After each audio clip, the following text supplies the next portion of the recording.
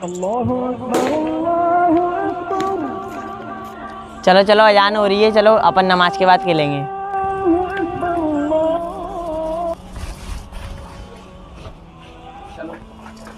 या अल्लाह तेरा शुक्र है। लिया वज़ू बनाया जल्दी से।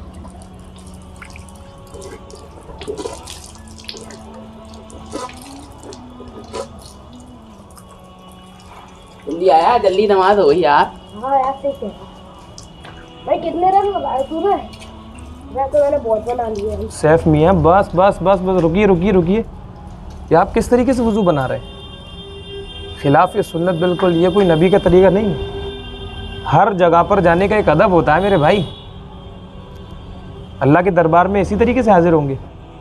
कल आप प्रिंसिपल के पास गए थे तो इसी तरीके से गए थे, उल्टे सीधे कपड़े पहनकर गए थे? नहीं ना। तो अल्लाह के पास, अल्लाह के दरबार में हम हाजिर होने वाले हैं, तो उसी अंदाज में हम वज़ू बनाएं कि अल्लाह के दरबार में भी हाज़िरी हो रही है। अभी हमारा अल्लाह हमको देखेगा, इसलिए हमारा वज़ू सुन्नत के मुताबिक होना चाहिए। और आपका वज़ू बिल्कुल सुन्नत के ख़िलाफ़ है। चलिए कोशिश करते हैं, आज हम आपको सिखाएंगे इंशाल्लाह कि वज़ू सुन्नत के मुताबिक किस तरीके से करते हैं। सीखोगे इंशाल्लाह, है ना। देखो, सबसे पहले हमें वज़ू करने के लिए ज़रूरी है कि हमें इस बात का ख्याल रहे कि हम इस वज़ू बनाने के बाद अल्लाह के दरबार में हाज़िर होने वाले हैं और अल्लाह हमको देखकर खुश हो जाए। इस तरीके से हमें वज़ू बनाना है, इस कैफ़ियत के साथ दिल की, ठीक है। और उसके बाद सबसे पहले हमें बिस्मिल्लाह पढ़कर वज़ू शुरू करना। वज़ू की इब्तिदा हमें करना है बिस्मिल्लाह पढ़कर। हम दोनों हाथों को, अपने ये गट्टे होते हैं, इस तरीके से हम ये गट्टों तक अपने हाथों को धोएं। पानी कम से कम खर्च करने की कोशिश करें। और वज़ू के दरमियान जो आप बातें कर रहे थे, वज़ू के दरमियान बातें नहीं की जाती, वरना वज़ू का सवाब ख़त्म हो जाता है। तो हम सबसे पहले गट्टों तक के हाथ धोएं, यहाँ तक 3 बार बिस्मिल्लाह पढ़कर, बिस्मिल्लाहिर्रहमानिर्रहीम 1 बार, और ये हमारा 3 बार हो गया। उसके बाद अगर हमारे पास मिसवाक है तो हम मिसवाक करें, कुल्ली कर लें 1 बार।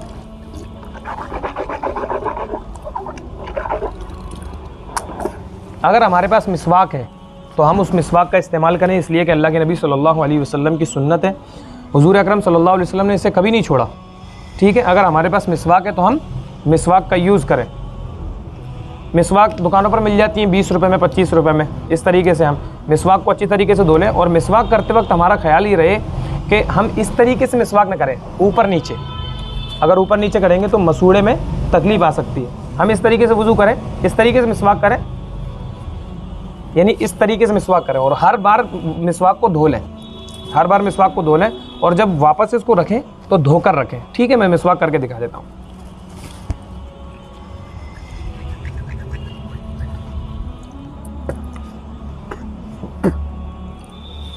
ये हमारी मिसवाक हो गई, ठीक है। इसको धो करके हमें रखना है। और उसके बाद हमें मुकम्मल 3 बार कुल्ली करना है।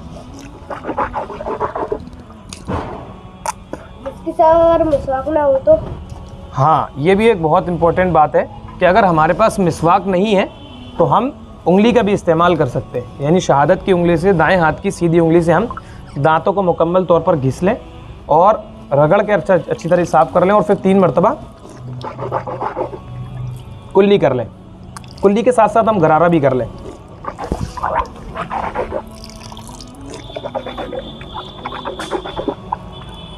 ये 3 मरतबा हमारी कुल्ली हो गई। उसके बाद हम 3 मरतबा नाक में सीधे हाथ से पानी डालें, इस तरीके से कि नाक में पानी पहुंच जाए। और बाएं हाथ से हम अपनी नाक को साफ़ करें।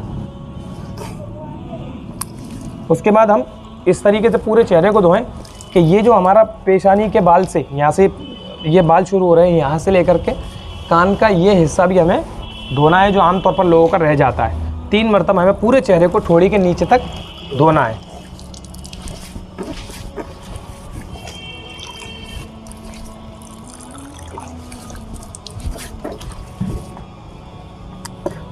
उसके बाद हमें, अगर हमारी दाढ़ी है, अगर जैसे आप लोगों की तो दाढ़ी नहीं है अभी, अगर दाढ़ी है तो दाढ़ी 2 तरह की होती है। एक तो हल्की दाढ़ी होती है, यानी जो बाहर से जिससे खाल नज़र आती है, और एक वो दाढ़ी होती है कि जिससे खाल नज़र नहीं आती, बहुत ज़्यादा गाढ़ी होती है, बहुत ज़्यादा भरी हुई होती है। अगर खाली मतलब ऐसी खाल है, ऐसी दाढ़ी है कि जो हल्की है, जिसकी वजह से खाल नज़र आ रही है, तो अब हमें पूरे चेहरे को धोना ज़रूरी है, यानी खाल तक पानी पहुँचाना ज़रूरी है।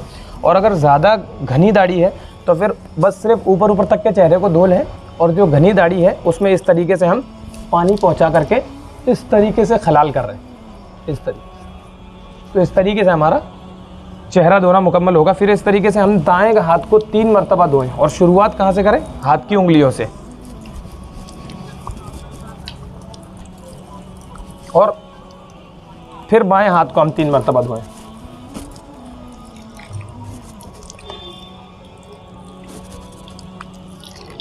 बाएं हाथ को धोने के बाद हमें अपने हाथों की उंगलियों के बीच में हिलाल भी करना है, ठीक है। और अगर हम इस तरीके से घड़ी पहने हुए हैं या हम अंगूठी पहने हुए हैं तो उसे थोड़ा सा हिला लें ताकि उसके नीचे तक भी पानी पहुंच जाए। फिर मसा करना है हमको। क्या करना है? मसा कहते हैं गीले हाथों को अपन भिगा करके इस तरीके से मसा करें कि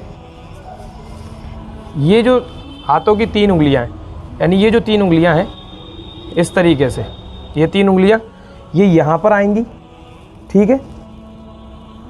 इस तरीके से 3 उंगलियों का इस्तेमाल हो जाएगा सर के ऊपरी हिस्से में। अब ये बाकी रहा ये हिस्सा हाथ का गद्दी वाला हिस्सा। अब ये गद्दी वाले हिस्से को हमें यहाँ से वापस ला लें या यहाँ से वापस ले जाएं, कोई मसला नहीं है।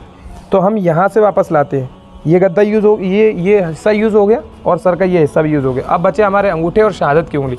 शहादत की उंगली से हम कानों के दरमियान खिलाल कर रहे हैं और अंगूठे को कानों के पीछे, और ये जो गद्दी बची हुई है ये हाथ का पीछे का हिस्सा, इसको इस तरीके से हम गर्दन पर फेर देंगे। और गले का मसा हमें नहीं करना है।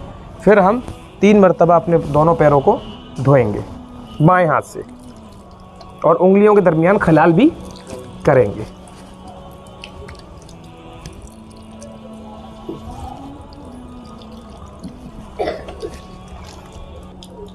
इस तरीके से हमारा वुज़ू मुकम्मल हुआ। जब हम इस तरीके से वुज़ू बनाएंगे तो अल्लाह भी हमसे खुश होंगे और हमें सुन्नत का भी सवाब मिलेगा। माशाअल्लाह उस्ताद जी, आपने हमको वुज़ू का सुन्नत तरीका सिखाया। अल्लाह आपको ज़्यादा खैर अता फरमाए। आज के बाद हमेशा आपने जो बताया वैसी वुज़ू बनाए करेंगे इंशाअल्लाह। ठीक है अरशद भाई, समझ में आया?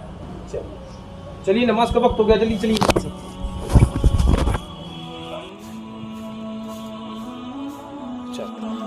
इस वीडियो को ज़्यादा से ज़्यादा शेयर करने की कोशिश करें।